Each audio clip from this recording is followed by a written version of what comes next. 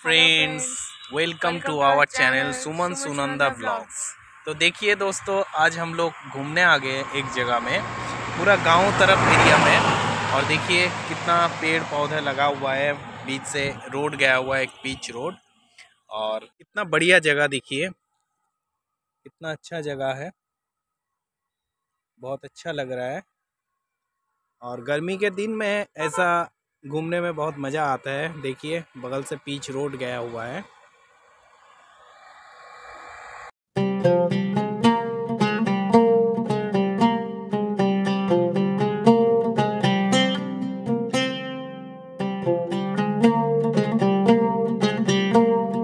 दोस्तों थोड़ा घूम लिए, अच्छा लगा, क्योंकि देखिए ये बहुत जो गर्मी गिरता है इस टाइम में घूमने में बहुत अच्छा लगता है, क्योंकि ठंडा ठंडा हवा चलता है और इस हवा में घूमने में मज़ा कुछ अलग है। तो बहुत सारा चीज़ देखने को मिलता है रोड में जाने में। ताल का पेड़ देखने को मिलता है, देखिए बहुत सारा ताल का पेड़ है, बहुत अच्छा लगता है सीनरी। और एकदम फाका रोड है, चलने में बहुत आसान लग रहा है। और